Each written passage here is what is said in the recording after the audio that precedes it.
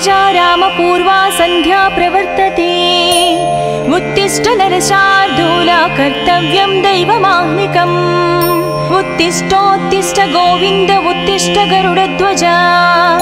उत्तिष्ठ कमलाकान्ता त्रैलोक्यं मङ्गलं कुरु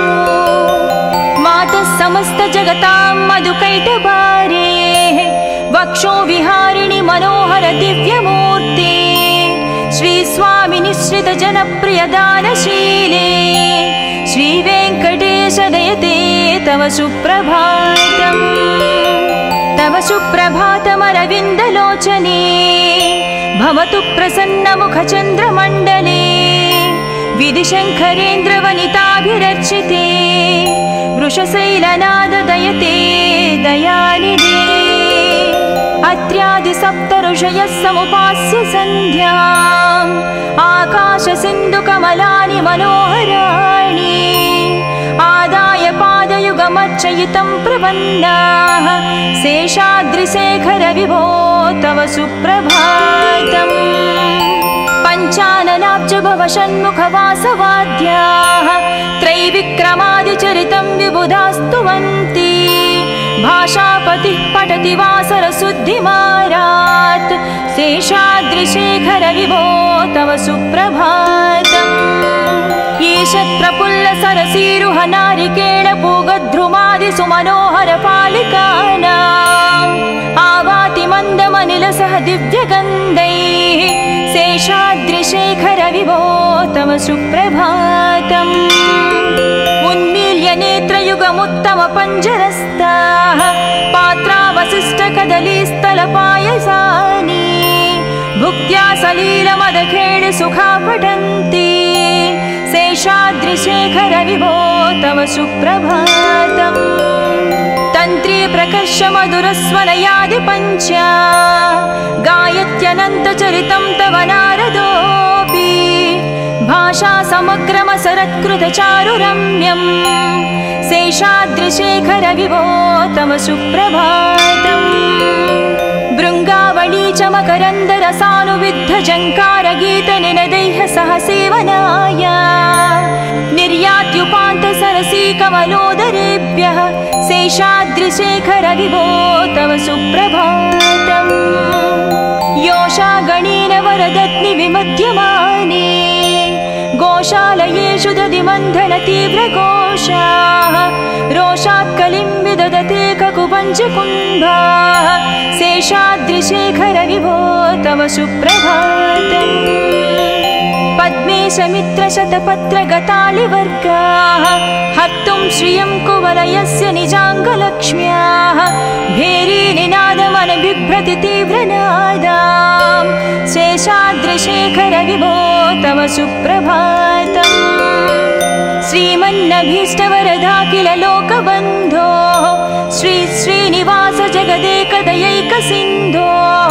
श्रीदेवता गुहभुजान्तर दिव्यमूर्ते श्रीवेङ्कटाचलपते तव सुप्रभातम्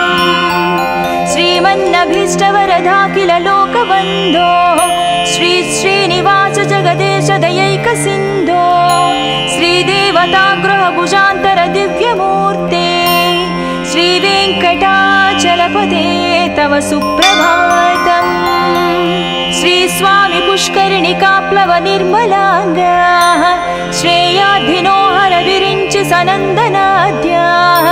द्वारे वसन्ति वरनेत्र हतोत्तमाङ्गाः श्रीवेङ्कटाचलपते तव सुप्रभातम् श्रीशेषशैल गरुडाचल वेङ्कटाद्रि नारायणाद्रि वृषभाद्रि वृषाद्रि मुख्याम् आख्यां त्वदीय वसतिरनिशं वदन्ति श्रीवेङ्कटाचलपते तव सुप्रभातम् सेवापराः शिवसुरेश कृशानुधर्म रक्षो भुराद पवमानदनादिनाद बद्धाञ्जलि प्रविलसन्निध शीर्षदेश श्रीवेङ्कटाचलपते तव सुप्रभातम् दाटीषुते विहगराज मृगाधिराज नागाधिराज गजराज हयाधिराज स्वस्वाधिकारमहमाधिकमर्दयन्ते तव सुप्रभातम् सूर्येन्दु भौम बुध वाक्पति काव्य सौर्य सद्भानुकेतु दिवि सत्परिसत्प्रधानाः त्वद्वासदापचरमावधि दासदासाः श्रीवेङ्कटाचलपते तव सुप्रभातम् तत्पादधूलिभरितस्फुरितोत्तमाङ्गा स्वर्गापवर्ग निरपेक्ष निजान्तरङ्गा कल्पागमाकलनया कुलताङ्गभन्ते श्रीवेङ्कटाचलपते तव सुप्रभातम् त्वद्गोपुराग्रशिखराणि निरीक्षमाणाः स्वर्गापवर्गपदवीं परमां श्रयन्तः मर्त्या मनुष्यभुवने मतिमाश्रयन्ते श्रीवेङ्कटाचलपते तव सुप्रभातम् श्रीभूमिनायक दयादिगुणामृताभे देवादिदेव जगदेश शरण्यमूर्ते श्रीमन्ननन्त गरुडाधिभिरर्चिताङ्ग्रे श्रीवेङ्कटाचलपते तव सुप्रभातम् श्रीपद्मनाभ पुरुषोत्तम वासुदेव वैकुण्ठमाधव जनार्दन चक्रपाणि श्रीवत्स चिह्न शरणागत पारिजात श्रीवेङ्कटाचलपते तव सुप्रभातम् कन्दर्पदर्पहर सुन्दर दिव्यमूर्ते कान्ताकुचाम्बुरुह कुट्मललोल दृष्टे कल्याण निर्मल गुणाकर दिव्यकीर्ते श्रीवेङ्कटाचलपते तव सुप्रभातम् मीनाकृते कमठकोल नृसिंहवर्णिन् स्वामिन् परस्वर तपोधर रामचन्द्र शेषांस राम यदुनन्दन कल्किरूप श्रीवेङ्कटाचलपते तव सुप्रभातम् येलालवङ्घगनसार सुगन्धितीर्थम् दिव्यं वियत्सरितु हेमघटेषु पूर्णम् धृत्वाद्धवैदिकशिखामणयः प्रहृष्टाः तिष्ठन्ति वेङ्कटपते तव सुप्रभातम् भास्वानुदीति विकचावि सरोरुहाणि सम्पूरयन्ति निनदैककुभो विहङ्गाः श्रीवैष्णवाः सतमर्धितमङ्गलास्ते धामाश्रयन्ति तव वेङ्कट सुप्रभातम् ब्रह्मादयास्सुरवरास्सु महर्षयस्ते सन्तः सनन्दनमुखास्त्वदयोगिवर्याः धामान्तिके तव हि मङ्गलवस्तु हस्ताः श्रीवेङ्कटाचलपते तव सुप्रभातम् लक्ष्मीनिवास निरवद्य गुणैकसिन्धो संसारसागर समुत्तरणैकसेतो वेदान्तवेद्य निज वैभव भक्तभोग्या श्रीवेङ्कटाचलपते तव सुप्रभातम् लक्ष्मीनिवास निरवद्य गुणैकसिन्धो संसारसागर समुत्तरणैकसेतो वेदान्तवेद्य निज वैभव भक्तभोग्या श्रीवेङ्कटाचलपते तव सुप्रभातम् इत्थं वृषाचलपतेरिह सुप्रभातम् ये मानवः प्रतिदिनं पठितुं प्रवृत्ताः तेषां प्रभातसमये स्मृतिरङ्गभाजां प्रज्ञां परार्धसुलभां परमां प्रसूते इत्थं वृषाचलपतेरिह सुप्रभातम् ये मानवः प्रतिदिनं पठितुं प्रवृत्ताः तेषां प्रभातसमये स्मृतिरङ्गभाजां प्रज्ञां परार्धसुलभां परमां प्रसूते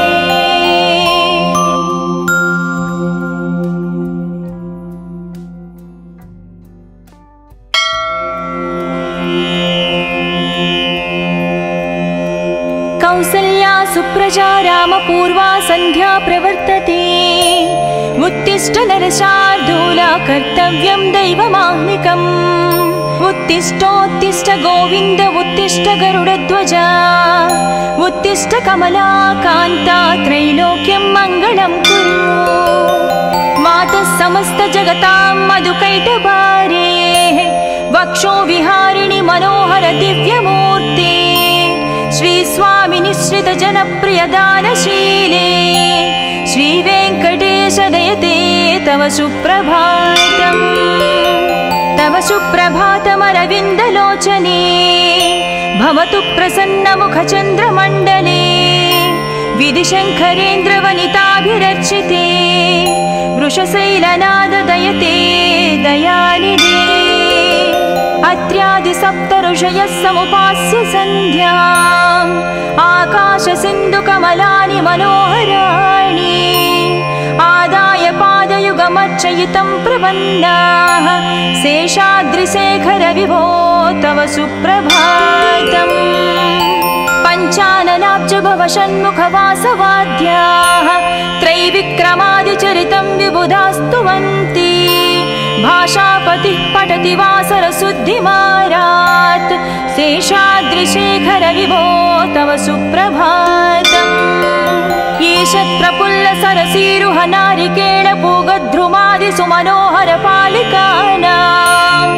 आवाति मन्दमनिलसह दिव्यगन्धैः शेषाद्रिशेखर विभो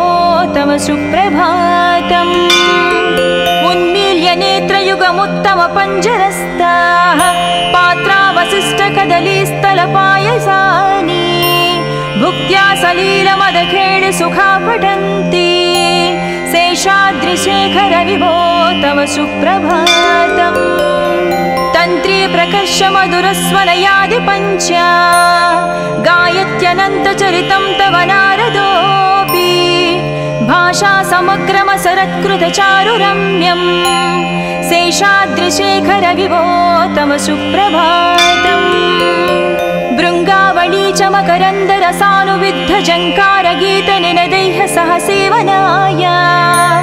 निर्यात्युपान्तसरसी कमलोदरेभ्यः शेषाद्रिशेखर विभो तव सुप्रभातम् योषा गणेन वरदत्नि विमध्यमाने गोशालयेषु दधिमन्थन तीव्रघोषाः रोषात् कलिं विदधते ककुपञ्चकुम्भाः शेषाद्रिशेखर विभो तव सुप्रभातम् पद्मे समित्रशतपत्रगतालिवर्गाः हर्तुं श्रियं कुवलयस्य निजाङ्गलक्ष्म्याः भेरीनिनादमनबिभ्रति तीव्रनादाम् शेषाद्रिशेखर विभो तव सुप्रभातम् श्रीमन्नभीष्टवरदाखिल लोकबन्धो श्री श्रीनिवास जगदेकदयैकसिन्धो श्रीदेवता गुहभुजान्तर दिव्यमूर्ते श्रीवेङ्कटाचलपते तव सुप्रभातम् श्रीमन्नभीष्टवरदाखिल लोकबन्धो श्री श्रीनिवास जगदेश दयैकसिन्धो श्रीदेवता गृहभुजान्तर दिव्यमूर्ते श्रीवेङ्कटाचलपते तव सुप्रभातम् श्री स्वामी पुष्करिणिकाप्लव निर्मलाङ्गाः श्रेयाधिनो हर विरिञ्चि सनन्दनाद्याः द्वारे वसन्ति वरनेत्रहतोत्तमाङ्गाः श्रीवेङ्कटाचलपते तव सुप्रभातम् श्रीशेषशैलगरुडाचल वेङ्कटाद्रि नारायणाद्रि वृषभाद्रि आख्यां त्वदीय वसतिरनिशं वदन्ति श्रीवेङ्कटाचलपते तव सुप्रभातम् सेवापराः शिवसुरेश कृशानुधर्म रक्षो भुराद पवमानदनादिनाद बद्धाञ्जलिप्रविलसन्निध शीर्षदेशा श्रीवेङ्कटाचलपते तव सुप्रभातम् दाटीषु ते विहगराज मृगाधिराज नागाधिराज गजराज हयाधिराज स्वस्वाधिकारमहमाधिकमर्दयन्ते श्रीवेङ्कटाचलपते तव सुप्रभातम् सूर्येन्दुभौमबुधवाक्पति काव्यसौरि सद्भानुकेतु दिवि सत्परिसत्प्रधानाः त्वद्वासदापचरमावधिदासदासाः श्रीवेङ्कटाचलपते सुप्रभातम् तत्पादधूलिभरितस्फुरितोत्तमाङ्गा स्वर्गापवर्गनिरपेक्ष निजान्तरङ्गा कल्पागमाकलनया कुलताङ्गभन्ते श्रीवेङ्कटाचलपते तव सुप्रभातम् त्वद्गोपुराग्रशिखराणि निरीक्षमाणाः स्वर्गापवर्गपदवीं परमां श्रयन्तः मर्त्या मनुष्यभुवने मतिमाश्रयन्ते श्रीवेङ्कटाचलपते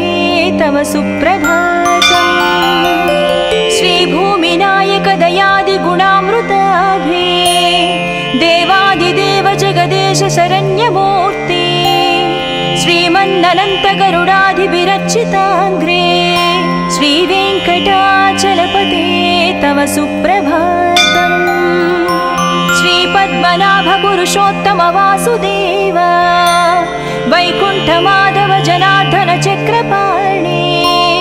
श्रीवत्स चिह्न शरणागत पारिजात श्रीवेङ्कटाचलपते तव सुप्रभातम् कंदर्पदर्पहर सुंदर दिव्यमूर्ते कांताकुचाम्बुरुह कुट्मललोल दृष्टे कल्याण निर्मल गुणाकर दिव्यकीर्ते श्रीवेङ्कटाचलपते तव सुप्रभातम् मीनाकृते कमठकोल नृसिंहवर्णिन् स्वामिन् परस्वर तपोधर रामचन्द्र शेषांस राम यदुनन्दन कल्किरूप श्रीवेङ्कटाचलपते तव सुप्रभातम् येलालवङ्घगनसार सुगन्धितीर्थम् दिव्यं वियत्सरितु हेमघटेषु पूर्णम् धृत्वाद्धवैदिकशिखामणयः प्रहृष्टाः तिष्ठन्ति वेङ्कटपते तव सुप्रभातम् भास्वानुदीति विकचावि सरोरुहाणि सम्पूरयन्ति निनदैककुभो विहङ्गाः श्रीवैष्णवाः सतमर्धितमङ्गलास्ते धामाश्रयन्ति तव वेङ्कट सुप्रभातम् ब्रह्मादयास्सुरवरास्सु महर्षयस्ते सन्तः सनन्दनमुखास्त्वदयोगिवर्याः धामान्तिके तव हि मङ्गलवस्तुहस्ताः श्रीवेङ्कटाचलपते तव सुप्रभातम् लक्ष्मीनिवास निरवद्य गुणैकसिन्धो संसारसागर समुत्तरणैकसेतो वेदान्तवेद्य निज वैभव भक्तभोग्या श्रीवेङ्कटाचलपते तव सुप्रभातम् लक्ष्मीनिवास निरवद्य गुणैकसिन्धो संसारसागर समुत्तरणैकसेतो वेदान्तवेद्य निज वैभव भक्तभोग्या श्रीवेङ्कटाचलपते तव सुप्रभातम् इत्थं वृषाचलपतेरिह सुप्रभातम् ये मानवः प्रतिदिनं पठितुं प्रवृत्ताः तेषां प्रभातसमये स्मृतिरङ्गभाजां प्रज्ञां परार्धसुलभां परमां प्रसूते इत्थं वृषाचलपतेरिह सुप्रभातम् ये मानवः प्रतिदिनं पठितुं प्रवृत्ताः तेषां प्रभातसमये स्मृतिरङ्गभाजां प्रज्ञां परार्धसुलभां परमां प्रसूते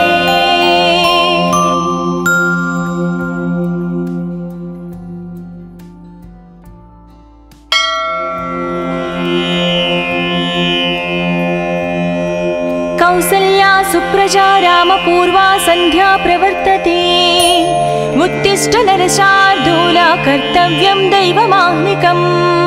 उत्तिष्ठोत्तिष्ठ गोविन्द उत्तिष्ठ गरुडध्वजा उत्तिष्ठ कमलाकान्ता त्रैलोक्यं मङ्गलं कुरु मातः समस्त जगतां मधुकैटभारे वक्षो विहारिणि मनोहर दिव्यमूर्ते श्री स्वामी निश्रित जनप्रिय दानशीले श्रीवेङ्कटेश दयते तव सुप्रभातम् तव सुप्रभातमरविन्दलोचने भवतु प्रसन्नमुखचन्द्रमण्डले विधिशङ्करेन्द्रवनिताभिरर्चिते वृषशैलनाददयते दयानिधे अत्र्यादिसप्तऋषयः समुपास्य सन्ध्याम् आकाशसिन्धुकमलानि मनोहराणि आदाय पादयुगमर्चयितं प्रपन्नाः शेषाद्रिशेखरविभो तव सुप्रभातम् पञ्चाननाब्जभवषण्मुखवासवाद्याः त्रैविक्रमादिचरितं विबुधास्तुवन्ति भाषापतिः पठति वासरशुद्धिमारात् शेषाद्रिशेखरविभो तव सुप्रभातम्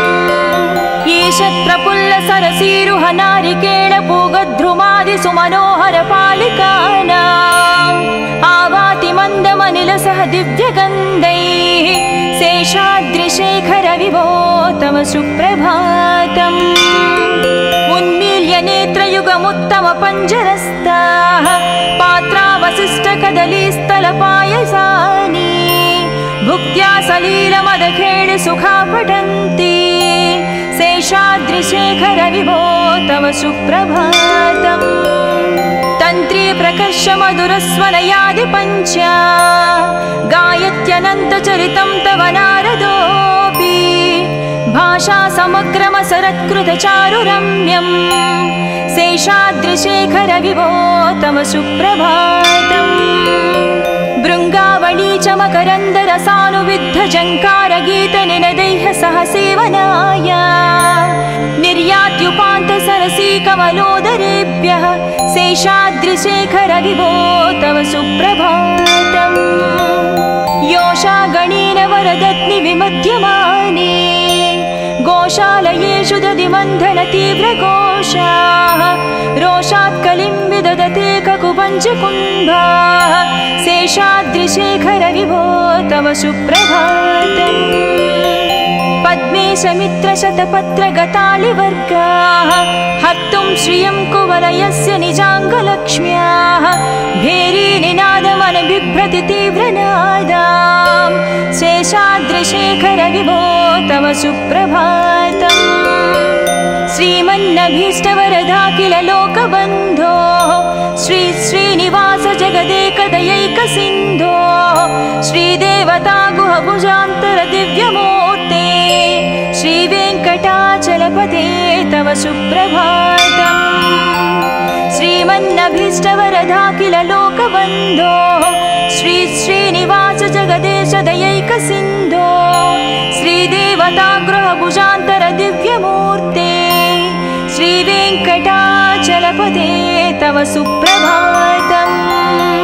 श्रीस्वामि पुष्करिणिकाप्लव निर्मलाङ्गाः श्रेयाधिनो हरविरिञ्चि सनन्दनाद्याः द्वारे वसन्ति वरनेत्रहतोत्तमाङ्गाः श्रीवेङ्कटाचलपते तव सुप्रभातम् श्रीशेषशैलगरुडाचल वेङ्कटाद्रिनारायणाद्रिवृषभाद्रिवृषाद्रिमुख्या आख्यां त्वदीयवसतिरनिशं वदन्ति श्रीवेङ्कटाचलपते तव सुप्रभातम् सेवापराः शिवसुरेश कृशानुधर्मरक्षोऽम्बुनाद पवमानदनादिनाद बद्धाञ्जलिप्रविलसन्निधशीर्षदेशा श्रीवेङ्कटाचलपते तव सुप्रभातम् दाटीश्रुते विहगराज मृगाधिराज नागाधिराज गजराज हयाधिराज स्वस्वाधिकारमहमाधिकमर्दयन्ते श्रीवेङ्कटाचलपते तव सुप्रभातम् सूर्येन्दुभौमबुधवाक्पति काव्यसौरि सद्भानुकेतु दिवि सत्परिसत्प्रधानाः त्वद्वासदापचरमावधिदासदासाः श्रीवेङ्कटाचलपते तव सुप्रभातम् तत्पादधूलिभरितस्फुरितोत्तमाङ्गाः स्वर्गापवर्गनिरपेक्ष निजान्तरङ्गाः कल्पागमाकलनया कुलताङ्गभन्ते श्रीवेङ्कटा सुप्रभातम् त्वद्गोपुराग्रशिखराणि निरीक्षमाणाः स्वर्गापवर्गपदवीं परमां श्रयन्तः मर्त्या मनुष्यभुवने मतिमाश्रयन्ते श्रीवेङ्कटाचलपते तव सुप्रभातम् श्रीभूमिनायक दयादिगुणामृताभे देवादिदेव जगदेश शरण्यमूर्ते श्रीमन्ननन्तगरुडाधिविरचिताङ्ग्रे श्रीवेङ्कटाचलपते तव सुप्रभातम् श्रीपद्मनाभ पुरुषोत्तम वासुदेव वैकुण्ठमाधव जनार्दन चक्रपाणे श्रीवत्सचिह्न शरणागत पारिजात श्रीवेङ्कटाचलपते तव सुप्रभातम् कंदर्पदर्पहर सुंदर दिव्यमूर्ते कांताकुचाम्बुरुह कुट्मललोल दृष्टे कल्याण निर्मल गुणाकर दिव्यकीर्ते श्रीवेङ्कटाचलपते तव सुप्रभातम् मीनाकृते कमठकोल नृसिंहवर्णिन् स्वामिन् परस्वर तपोधन रामचन्द्र शेषांस राम यदुनन्दन कल्किरूप श्रीवेङ्कटाचलपते तव सुप्रभातम् येलालवङ्घगनसार सुगन्धितीर्थम् दिव्यं वियत्सरितु हेमघटेषु पूर्णम् धृत्वाध्वैदिकशिखामणयः प्रहृष्टाः तिष्ठन्ति वेङ्कटपते तव सुप्रभातम् भास्वानुदीति विकचाविसरोरुहाणि सम्पूरयन्ति निनदैककुबो विहङ्गाः श्रीवैष्णवाः सतमर्धितमङ्गलास्ते धामाश्रयन्ति तव वेङ्कटसुप्रभातम् ब्रह्मादयाः सुरवराः सुमहर्षयस्ते सन्तः सनन्दनमुखास्त्वदयोगिवर्याः धामान्तिके तव हि मङ्गलवस्तुहस्ताः श्रीवेङ्कटाचलपते तव सुप्रभातम् लक्ष्मीनिवास निरवध्य गुणैकसिन्धो संसारसागर समुत्तरणैकसेतो वेदान्तवेद्य निजवैभव भक्तभोग्या श्रीवेङ्कटाचलपते तव सुप्रभातम् लक्ष्मीनिवास निरवध्य गुणैकसिन्धो संसारसागर समुत्तरणैकसेतो वेदान्तवेद्य निजवैभव भक्तभोग्या श्रीवेङ्कटाचलपते तव सुप्रभातम् इत्थं वृषाचलपतेरिह सुप्रभातम् ये मानवः प्रतिदिनं पठितुं प्रवृत्ताः तेषां प्रभातसमये स्मृतिरङ्गभाजां प्रज्ञां परार्धसुलभां परमां प्रसूते इत्थं वृषाचलपतेरिह सुप्रभातम् ये मानवः प्रतिदिनं पठितुं प्रवृत्ताः तेषां प्रभातसमये स्मृतिरङ्गभाजां प्रज्ञां परार्धसुलभां परमां प्रसूते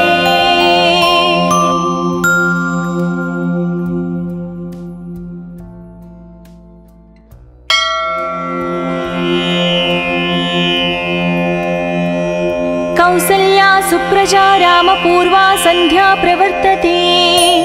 उत्तिष्ठ नरशार्दूला कर्तव्यं दैवमाह्निकम् उत्तिष्ठोत्तिष्ठ गोविन्द उत्तिष्ठ गरुडध्वजा उत्तिष्ठ कमलाकान्ता त्रैलोक्यं मङ्गलं कुरु मातः समस्त जगतां मधुकैटभारे वक्षो विहारिणि मनोहर दिव्यमूर्ते श्री स्वामी निश्रित जनप्रिय दानशीले श्री वेङ्कटेश दयते तव सुप्रभातम्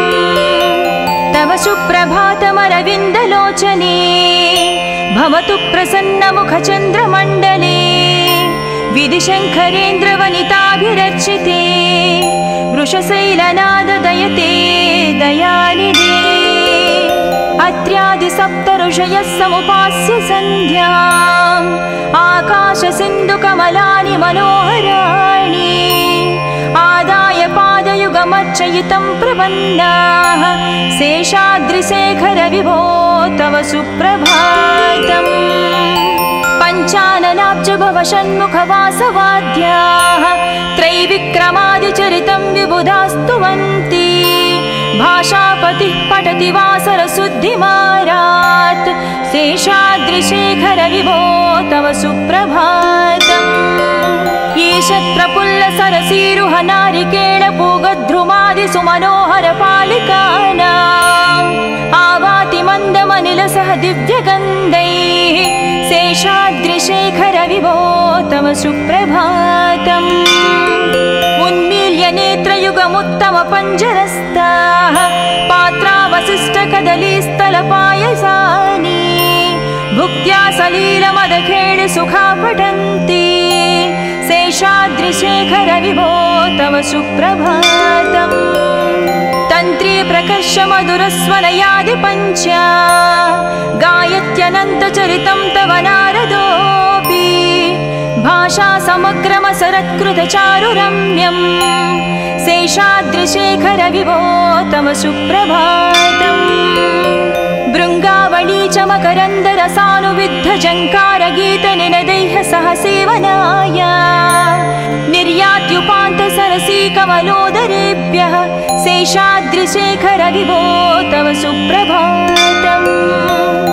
योषागणेन वरदत्नि विमध्यमाने गोशालयेषु दधिमन्थनतीव्रघोषाः रोषात् कलिं विदधते ककुपञ्चकुम्भाः शेषाद्रिशेखर विभो तव सुप्रभातम् पद्मेशमित्रशतपत्रगतालिवर्गाः हर्तुं श्रियं कुवलयस्य निजाङ्गलक्ष्म्याः भेरीनिनादमनबिभ्रति तीव्रनादाम् शेषाद्रिशेखर विभो तव सुप्रभातम् श्रीमन्नभीष्टवरदाखिल लोकबन्धो श्री श्रीनिवास जगदेकदयैकसिन्धो श्रीदेवता गुहभुजान्तर दिव्यमूर्ते श्रीवेङ्कटाचलपते तव सुप्रभातम् श्रीमन्नभीष्टवरदाखिल लोकबन्धो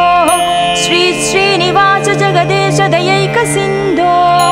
श्रीदेवता गृहभुजान्तर दिव्यमूर्ते श्रीवेङ्कटाचलपते तव सुप्रभातम् श्रीस्वामि पुष्करिणिकाप्लव निर्मलाङ्गाः श्रेयाधिनो हरविरिञ्चि सनन्दनाद्याः द्वारे वसन्ति वरनेत्रहतोत्तमाङ्गाः श्रीवेङ्कटाचलपते तव सुप्रभातम् श्रीशेषशैलगरुडाचल वेङ्कटाद्रिनारायणाद्रिवृषभाद्रिवृषाद्रिमुख्या आख्यां त्वदीयवसतिरनिशं वदन्ति श्रीवेङ्कटाचलपते तव सुप्रभातम् सेवापराः शिवसुरेश कृशानुधर्मरक्षोऽम्बुनाद पवमानदनादिनादा बद्धाञ्जलिप्रविलसन्निधशीर्षदेशा श्रीवेङ्कटाचलपते तव सुप्रभातम् दाटीशुते विहगराज मृगाधिराज नागाधिराज गजराज हयाधिराज स्वस्वाधिकारमहमाधिकमर्दयन्ते श्रीवेङ्कटाचलपते तव सुप्रभातम्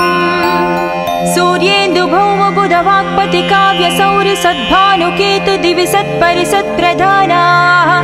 त्वद्वासदापचरमावधिदासदासाः श्रीवेङ्कटाचलपते तव सुप्रभातम्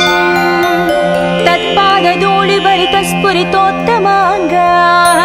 स्वर्गापवर्गनिरपेक्ष निजान्तरङ्गाः कल्पागमाकलनया कुलताङ्गभन्ते श्रीवेङ्कटाचलपते तव सुप्रभातम्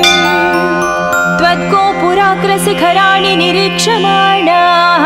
स्वर्गापवर्गपदवीं परमां श्रयन्तः मर्त्या मनुष्यभुवने मतिमाश्रयन्ते श्री सुप्रभातम् श्रीभूमिनायक दयादिगुणामृताभे देवादिदेव जगदेश शरण्यमूर्ते श्रीमन्ननन्त गरुडाधिविरचिताङ्ग्रे श्रीवेङ्कटाचलपते तव सुप्रभातम् श्रीपद्मनाभ पुरुषोत्तम वासुदेव वैकुण्ठमाधव जनार्दन चक्रपाणे श्रीवत्स चिह्न शरणागत पारिजात श्रीवेङ्कटाचलपते तव सुप्रभातम् कंदर्पदर्पहर सुंदर दिव्यमूर्ते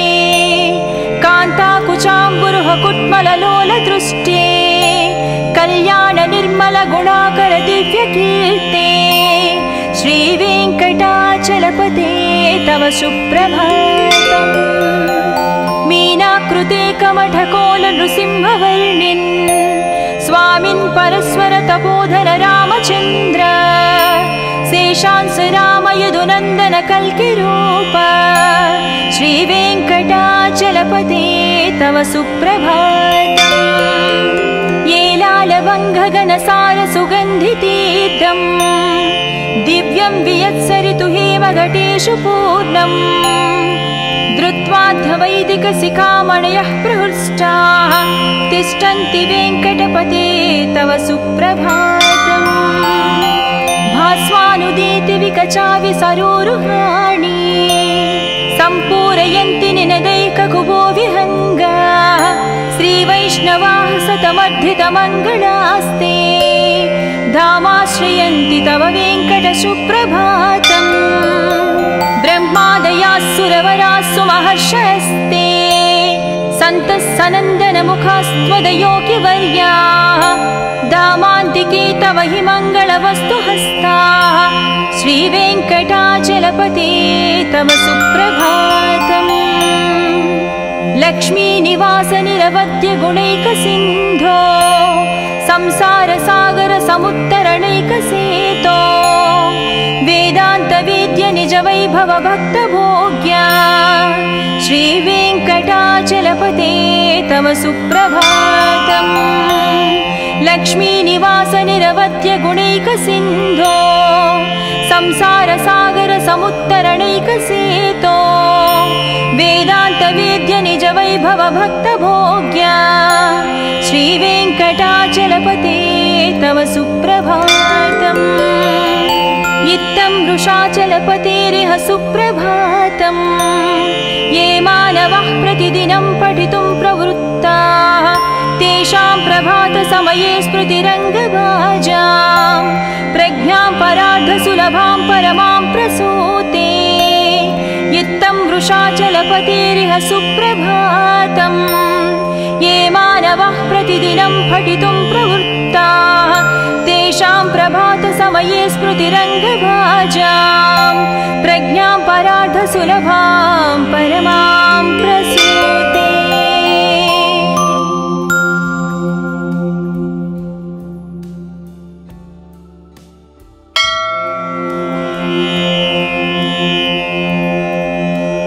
कौसल्या सुप्रजा रामपूर्वा सन्ध्या प्रवर्तते उत्तिष्ठ नरशार्दूला कर्तव्यं दैवमाह्निकम् उत्तिष्ठोत्तिष्ठ गोविन्द उत्तिष्ठ गरुडध्वजा उत्तिष्ठ कमलाकान्ता त्रैलोक्यं मङ्गलं कुरु मातः समस्त जगतां मधुकैटभारे वक्षो विहारिणि मनोहर दिव्यमूर्ते श्री स्वामी निश्रित जनप्रिय दानशीले श्री वेङ्कटेश दयते तव सुप्रभातम् तव सुप्रभातमरविन्दलोचने भवतु प्रसन्नमुखचन्द्रमण्डले विधिशङ्करेन्द्रवनिताभिरर्चिते वृषशैलनाद दयते दयानिधे अत्र्यादिसप्तऋषयः समुपास्य सन्ध्याम् आकाशसिन्धुकमलानि मनोहराणि आदाय पादयुगमर्चयितं प्रपन्नाः शेषाद्रिशेखर विभो तव सुप्रभातम् पञ्चाननाब्ज भव षण्मुखवासवाद्याः त्रैविक्रमादिचरितं विबुधास्तुवन्ति भाषापतिः पठति वासरशुद्धिमारात् शेषाद्रिशेखर विभो तव सुप्रभातम् ईषत्प्रफुल्ल सरसीरुह नारिकेळ पूगद्रुमादि सुमनोहर पालिकानाम् आवाति मन्दमनिलसह दिव्यगन्धैः शेषाद्रिशेखर विभो तव सुप्रभातम् उन्मील्य नेत्रयुगमुत्तम पञ्जरस्ताः पात्रावशिष्टकदलीस्थलपायसानि भुक्त्या सलीलमदखेळि सुखा पठन्ति शेषाद्रिशेखर विभो तव सुप्रभातम्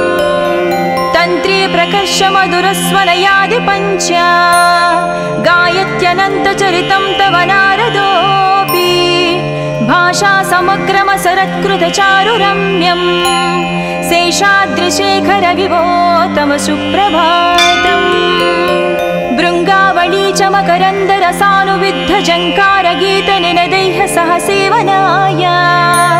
निर्यात्युपान्तसरसी कमलोदरेभ्यः शेषाद्रिशेखर विभो तव सुप्रभातम् योषा गणेन वरदत्नि विमध्यमाने गोशालयेषु दधिमन्थन तीव्रघोषाः रोषात् कलिं विदधते ककुपञ्चकुम्भाः शेषाद्रिशेखर विभो तव सुप्रभातम् पद्मेशमित्रशतपत्रगतालिवर्गाः हर्तुं श्रियं कुवलयस्य निजाङ्गलक्ष्म्याः भेरीनिनादमनबिभ्रति तीव्रनादां शेषाद्रिशेखर विभो तव सुप्रभातम् श्रीमन्नभीष्टवरदाखिल लोकबन्धो श्री श्रीनिवास जगदेकदयैकसिन्धो श्रीदेवता गुहभुजान्तर दिव्यमूर्ते श्रीवेङ्कटाचलपते तव सुप्रभातम् श्रीमन्नभीष्टवरदाखिल लोकबन्धो श्री श्रीनिवास जगदेश दयैकसिन्धो श्रीदेवता गृहभुजान्तर दिव्यमूर्ते श्रीवेङ्कटाचलपते तव सुप्रभातम् श्रीस्वामि पुष्करिणिकाप्लव निर्मलाङ्गाः श्रेयाधिनोहर विरिञ्चि सनन्दनाद्याः द्वारे वसन्ति वरनेत्रहतोत्तमाङ्गाः श्रीवेङ्कटाचलपते तव सुप्रभातम् श्रीशेषशैलगरुडाचल वेङ्कटाद्रि नारायणाद्रि वृषाद्रिमुख्या आख्यां त्वदीयवसतिरनिशं वदन्ति श्रीवेङ्कटाचलपते तव सुप्रभातम् सेवापराः शिवसुरेश कृशानुधर्म रक्षोऽम्बुनाद पवमानदनादिनादा बद्धाञ्जलिप्रविलसन्निधशीर्षदेशा श्रीवेङ्कटाचलपते तव सुप्रभातम् दाटीश्रुते विहगराज मृगाधिराज नागाधिराज गजराज हयाधिराज स्वस्वाधिकारमहमाधिकमर्दयन्ते श्रीवेङ्कटाचलपते तव सुप्रभातम् सूर्येन्दुभौमबुधवाक्पति काव्यसौरि सद्भानुकेतु दिवि सत्परिसत्प्रधानाः त्वद्वासदापचरमावधिदासदासाः श्रीवेङ्कटाचलपते तव सुप्रभातम् तत्पादधूलिभरितस्फुरितोत्तमाङ्गाः स्वर्गापवर्गनिरपेक्ष निजान्तरङ्गाः कल्पागमाकलनया कुलताङ्गभन्ते श्रीवेङ्कटाचलपते तव सुप्रभातम् त्वद्गोपुराग्रशिखराणि निरीक्षमाणाः स्वर्गापवर्गपदवीं परमां श्रयन्तः मर्त्या मनुष्यभुवने मतिमाश्रयन्ते श्रीवेङ्कटाचलपते तव सुप्रभातम् श्रीभूमिनायक दयादिगुणामृताभे देवादिदेव जगदेश शरण्यमूर्ते श्रीमन्ननन्तगरुडाधिविरचिताङ्घ्रे श्रीवे सुप्रभातम् श्रीपद्मनाभ पुरुषोत्तम वासुदेव वैकुण्ठमाधव जनार्दन चक्रपाणि श्रीवत्स चिह्न शरणागत पारिजात श्रीवेङ्कटाचलपते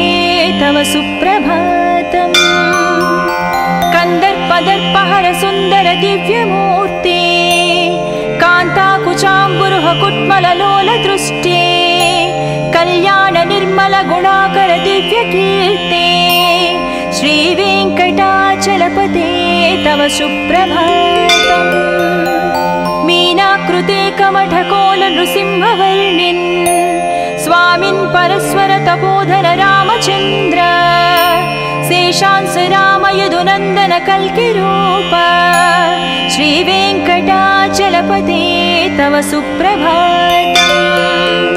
येलालवङ्घगणसार सुगन्धितीर्थम् दिव्यं वियत्सरितु हेमघटेषु पूर्णम् धृत्वाद्धवैदिकशिखामणयः प्रहृष्टाः तिष्ठन्ति वेङ्कटपते तव सुप्रभातम् भास्वानुदीति विकचावि सरोरुहाणि सम्पूरयन्ति निनदैककुबो विहङ्गा श्रीवैष्णवाः सतमर्धितमङ्गलास्ते धामाश्रयन्ति तव वेङ्कट सुप्रभातम् ब्रह्मादयास्सुरवरास्सु महर्षयस्ते सन्तः सनन्दनमुखास्त्वदयोगिवर्याः दामान्तिके तव हि मङ्गलवस्तु हस्ताः श्रीवेङ्कटाचलपते तव सुप्रभातम् लक्ष्मीनिवास निरवद्य गुणैकसिन्धो संसारसागर समुत्तरणैकसेतो वेदान्तवेद्य निज वैभव भक्तभोग्या श्रीवेङ्कटाचलपते तव सुप्रभातम् लक्ष्मीनिवास निरवद्य गुणैकसिन्धो संसारसागर समुत्तरणैकसेतो वेदान्तवेद्य निज वैभव भक्तभोग्या श्रीवेङ्कटाचलपते तव सुप्रभातम् इत्थं वृषाचलपतेरिह सुप्रभातम् ये मानवः प्रतिदिनं पठितुं प्रवृत्ताः तेषां प्रभातसमये स्मृतिरङ्गभाजां प्रज्ञां परार्धसुलभां परमां प्रसूते इत्थं वृषाचलपतेरिह सुप्रभातम् ये मानवः प्रतिदिनं पठितुं प्रवृत्ताः तेषां प्रभातसमये स्मृतिरङ्गभाजां प्रज्ञां परार्धसुलभां परमां